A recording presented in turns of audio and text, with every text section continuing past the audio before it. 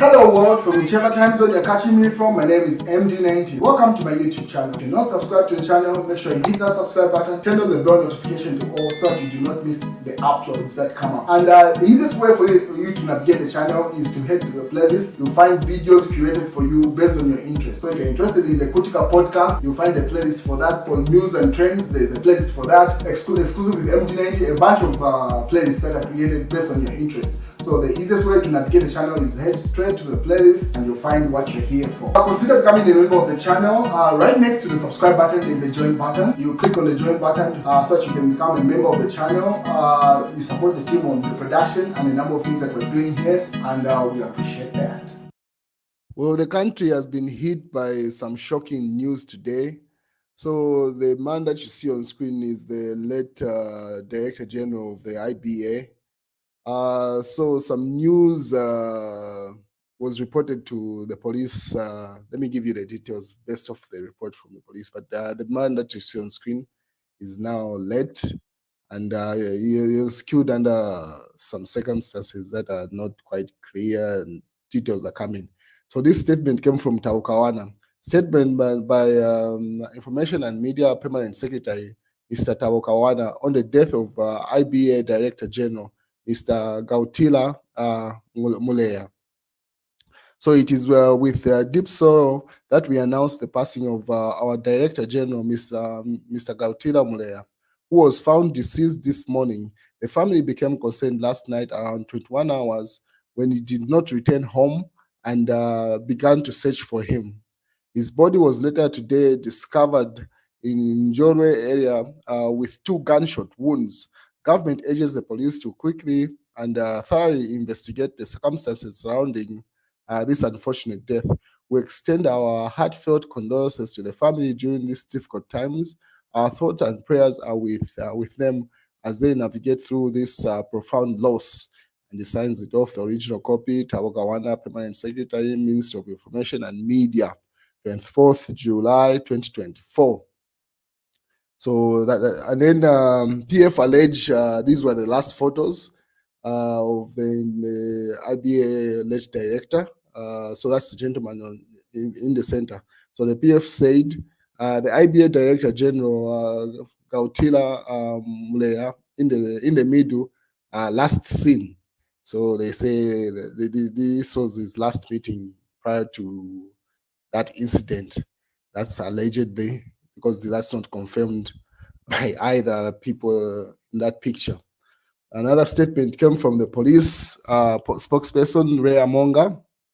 So murder incident, July 24th, 2024, Woodlands Police Station today on July 24th at approximately 10:30 hours received a report via phone call from a concerned member of the public in Njolwe area who reported that during the night of July 2024, July 23rd, 2024, at around 20 hours, he observed a vehicle which he assumed to be a Prado with its doors open. Shortly thereafter, he heard 2 gunshots. This morning, July 24th, 2024, at approximately 10 hours, while he was on his way for work, he discovered the body of the deceased male on the ground. Upon receiving this report, the police promptly visited the scene of the crime, located in Palawana, Napsa housing along the gravel road.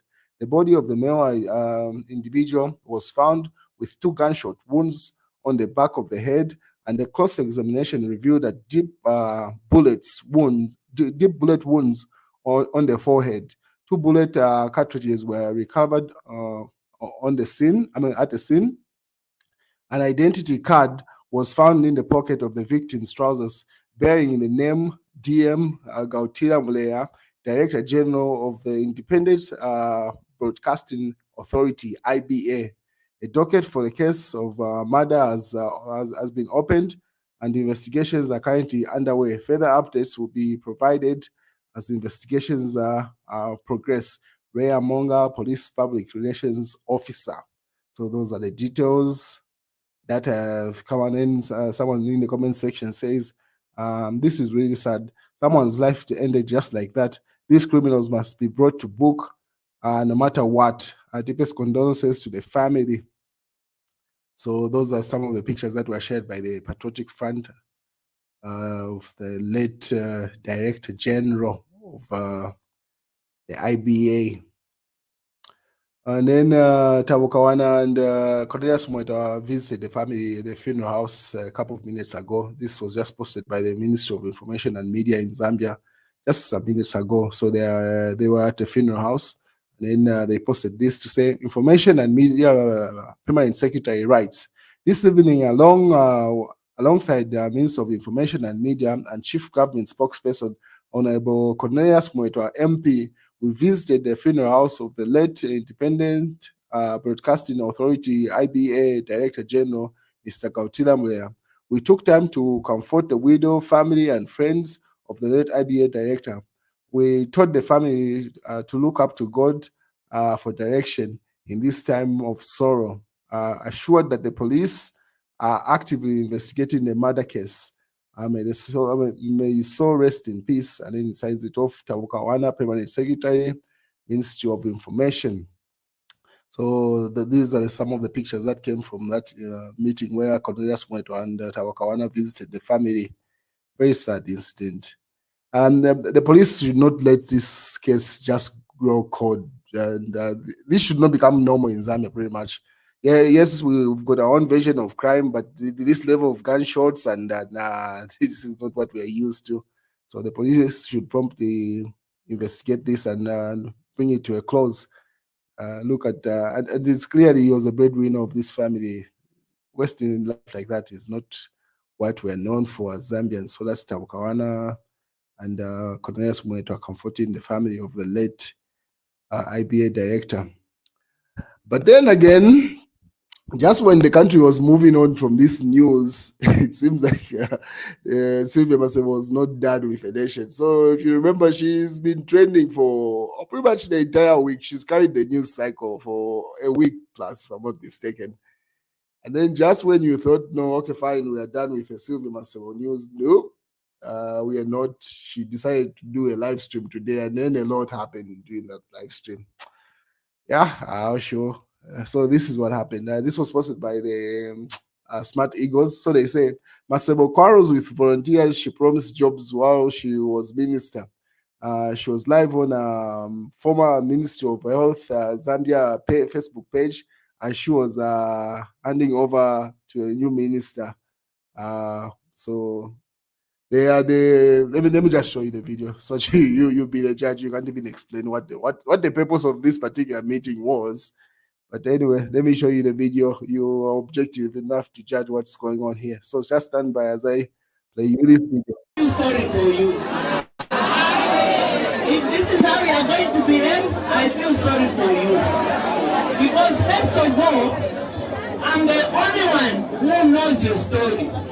And I'm no longer in the Ministry of Health. And when I leave today, I'll leave to the new minister who doesn't know your story. Instead of using this opportunity to solve these problems, you want to bring politics. It will not change anything. It will not change anything. Let me tell you now. So let me have quiet. Don't think you can come here, that money. You think you can come here and start misbehaving. And let me tell you something. Minister of Health, want to wait for the Minister of Health, you have to be behaved. You can't go and wait in the hospital the way I've seen the behavior of some of you. So that was the meeting, ladies and gentlemen. I don't know what you make of that. I seriously do not know what the purpose of this particular meeting was. The president has handed over the ministry to the gentleman that was standing beside her. So this handover and the live stream where she's pretty much it's a condescending nature of where to say I'm the only person that knows your grievances. This new minister does not know your grievances. What does that mean, honestly? Ish, man. And then now she walks over and tries to start quarreling with the volunteers. You just don't even know what's going on here. So because if the minister decided to get involved, the new minister who was standing beside her there, it will just look like now you're holding back a woman who's trying to fight someone.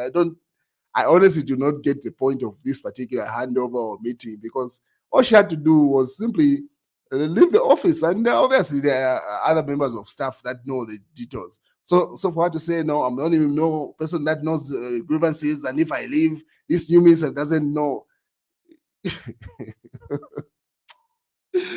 Whoever is advising her, I don't even know the purpose of that. And then somebody, their friend Mulawa says, I'm new PND, I'm new PND, but I can't support this minister's language. These people sacrificed their lives just to help people who were dying of cholera. As a minister, she's supposed to be calm and address the matter amicably. So I don't even know which group of volunteers are these that did not get employed, because I remember at some point President Hakainde had employed some volunteers. So it could be the ones that were exempt from that list that went to complain right before Masebo left. But anyway, the way she handled the situation, man, no way. I don't know what the strategy there is. And obviously, you can see the other comments that respond to that, but nah, that's not it. Obviously, Mano Mwamba says, President Hichilema must fire Sylvia Masebo. Honestly, at this point, the president is now compelled to fire Masebo, because I honestly do not see the purpose of this particular meeting and live stream that they had at Ministry of Health. She's supposed to be at Ministry of Lands. It's more or less like trying to prove a point to the general public, to say there's nothing you can do about me. Because one of the quotes in the video that Emmanuel Mwamba posted, the full video, I only showed you like a minute's video. So he says, Sylvia Masebo threatens health workers. I can have you fired even when I'm not here. End of quote, as part of that video. So then one would ask to say, how can she have people in the Ministry of Health fired? She's not the president, and neither is she the vice president. And there's a new minister in the Ministry of Health. She's now been given a different portfolio in the Ministry of Land. So how can she have people in a different ministry fired? You guys, my subscribers are very connected. I think you're the ones who are supposed to enlighten me at this point. Now I'm lost. What's a leverage within the UPND, a leverage in the cabinet for her to be able to fire people in a ministry that she's not? Hey, I'm sure some of you are well connected. You should be able to know those details, because now I'm lost. I might be the only person that doesn't understand this, because what I know is that this ministry has got a new Minister of Health with a new portfolio. So for myself to say that, in what capacity?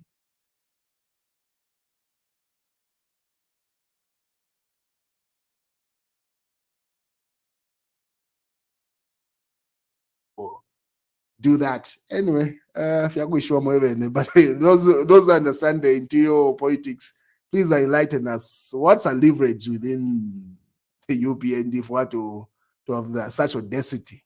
Anyway, Mr. Chilangwa's seat has been nullified. If you remember, he's been sentenced to 5 years imprisonment, and he's appealed. So right before he could appeal, his seat has been nullified. And then Fred member says he's reporting from Venezuela. As you are aware, he's not in the country. So he says Chilangwa, Chitotela are victims of vengeance and retribution. So pretty much Fred member says it's President Hakainde Hichilema's retribution that these two people are facing, what they're facing right now with regard to the courts of law. And then I'll post his article where he explains everything there, so that you can have an objective evaluation of what he says. And then Speaker Nelly Muti has declared Nixon Chilangwa's seat vacant a day after his conviction before appeal. I mean, she has to act promptly. That's just the Constitution. Whether she acts fast or slow, that's irrelevant at this point. The fact is that the man has been convicted in the courts of law. And according to the Constitution, at some point, the seat is supposed to be declared vacant. And if you remember, he's part of the 9 MPs whose seats were nullified because of that Mao Sampa, Edgar Lungu fight. And then they appealed, and then they were reinstated. So again, the seat has been nullified. It's one of those things where it looks inevitable, at some point, Kawamba will have to go for by-elections. That's just the way it looks at this point. Whether they try to hold it up, because now he's got a case with the other 9 MPs where he was in parliament based off that appeal. And then now he wants to appeal the new court case. Maybe if he's granted another appeal for them to go to the High Court, anyway, we wait and see. But the speaker has nullified the seat. So now it's been passed on to the ECZ for them to decide the date when there will be by-elections in Kawambwa. What is Bowman Usambo? So he's been quiet for a while, but today he decided to speak. He felt he's becoming irrelevant in the political scene. He was like, let me speak some. And he had a lot of interesting things to say. So Chief Etehari does an assessment of what Bowman Usambo's live stream. So Chief Etehari says, Bowman Usambo's bootlicking antics go to America and donates $1,000 to Donald Trump's campaign. So and then he highlights the things. Say one, meaning Bowman Usambo. He has asked Hakainde Hichilema to fire a number of ministers. That's what Bowman Usambo was asking in his live stream. Two, then he went and took a plane in his head to talk about other countries in internal politics. That's two. Finally, he landed in America and wished Donald Trump Donald Trump a quick recovery after that assassination attempt. And then four, he further nicknamed Donald Trump as a bulldozer. So pretty much likening Donald Trump to himself there. And then five, to show that he is not just completely finished financially, he offered $1,000 to Donald Trump's campaign. So then you see, and then meanwhile, you could see subliminally touching on the UPN door to see if there is any opening for him to enter. Like he said, if President Hichilema wants some of us to help him, we are here. He can even call me today. He has my number. So it's more like you're sending a message to President Hakainde Hichilema. If there's a vacancy, he's hoping for some vacancy. He's willing to work with him. Further, some of the extracts from Bowman Usambo's stream was like, fire Masebo, fire Kabuswe, fire Mutolo, and also recall Banalumango. They are let down. So he highlights a number of people. I don't know about the others, but Masebo is definitely, from their actions, she could have just gone quiet. I don't know why he wants Kabuswe to be fired, or Mutolo and the vice president. And last I checked, vice president is a running mate. You cannot fire her. Even if you fire from the party, she will still function as the national vice president. So I don't see that happening anytime soon. But I feel Bowman Usambo's move was simply a strategy for him to stay relevant on the political scene, because he's been quiet. Aside from him having court cases here and there, he has not commented on any national issue. So this was the right platform for him to say, I'm still here, and then stay up with what everyone is talking about him. Say some radical things and do some radical things where he's there. Bowman Usambo donates $1,000 to Donald Trump's election campaign. And then someone in the comment section asks, the heavyweight politician, one thing I personally admire of him is that he has gifted hands of giving. Is different from greedy politicians. So they say he's a giver. That's what. And then someone asks, say, will he vote in the US? Like, what's the point of him donating such money? Will he vote? And then Justin Bowman Usambo has endorsed US Republican presidential candidate Donald Trump in the upcoming election. Anyway, he's free to do that. But I feel it was just one way, like Chief Etehari said, to show no, he still has some finances where he can even flex and give out $1,000. But then again, that does not change the fact that he still has court cases. It's more like trying to play to the gallery while we still have serious cases in court. I don't know how that will play out, but anyway, wait, because some of the cases that have to do with property believed to be proceeds of crime, and then you start flexing and giving out money like that. Anyway, and then our Monday, this is still Chief Etehari. Our Monday, twala mwenako Kawambo seat declared vacant after Chilangwa's conviction and sentence before he applies for an appeal. So they're saying the promptness with which the Speaker of the National Assembly nullified or declared the seat, the Kawambo seat vacant is shocking. But anyway, it's a constitution. She can do it after 3 days or in 24 hours. She decided to do it earlier than 24 hours. You can't blame her.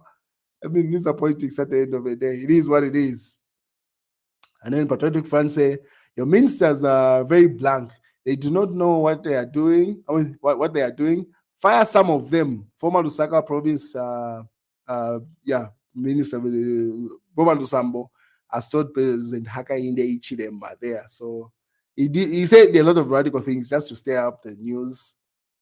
This was during his live stream. He had 1,800 people watching. And then this was in the news diggers. I'm disappointed with the reaction from State House. That's Lufuka. And then HH has created a vacuum at the Anti-Corruption Commission. This is in the news diggers.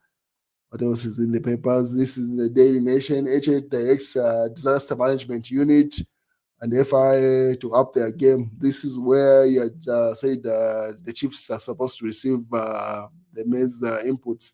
Should be around September or October, thereabout. Daily Liberation. Musa, an accomplice to wrongs, State House. So, and then, but when he says State House knows that his board was not part of the wrongs. So this back and forth, it has not played out well for Musa Mwenye, if you remember. Like he cannot start talking after he get fired. So he does not have the public on his side. That's what it is. So whatever will come from State House, people will side with State House. It makes sense anyway. You are in the team, you did not say anything, and then now that you get out, now you want to become like a whistleblower.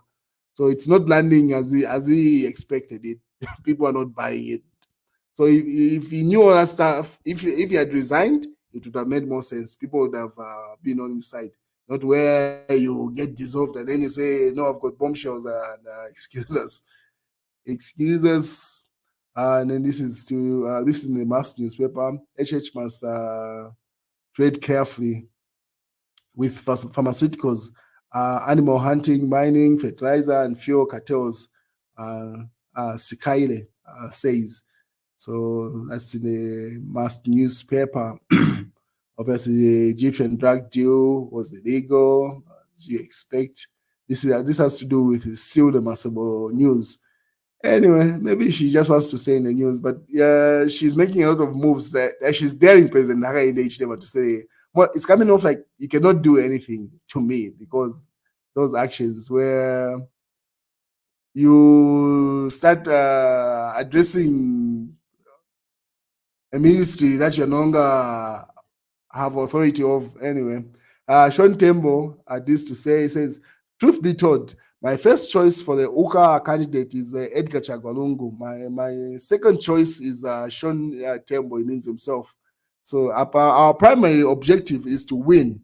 Otherwise, if we fail to win, Barry will have us, will have all of us locked up for flimsy charges soon. Anyway, the future is Sean Tembo, he says there. So it seems like Sean Tembo is endorsing Edgar Chagwalungu as his candidate or pick from that alliance that they have, the UKA alliance. And if it's not him, if it's not Edgar Lungu, it has to be Sean Tembo.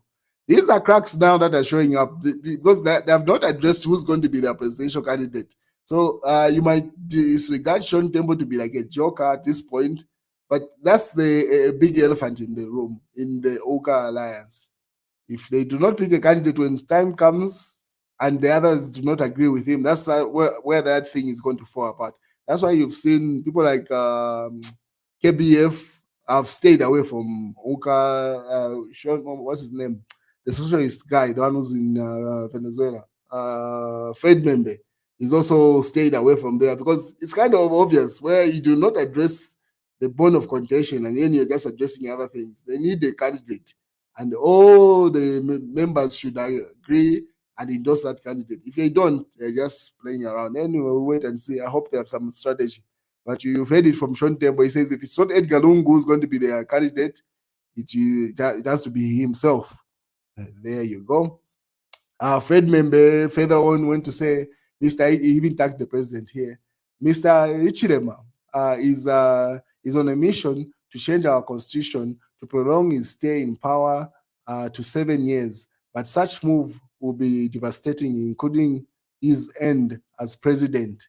So I don't know where Fred Membe is getting those allegations to say President Hakainde Hichilema has intentions of changing our constitution. This is the news that most have been getting it from the Socialist Party that have been pushing this agenda to say there are rumors that President Hakainde Hichilema wants to change the constitution allegedly.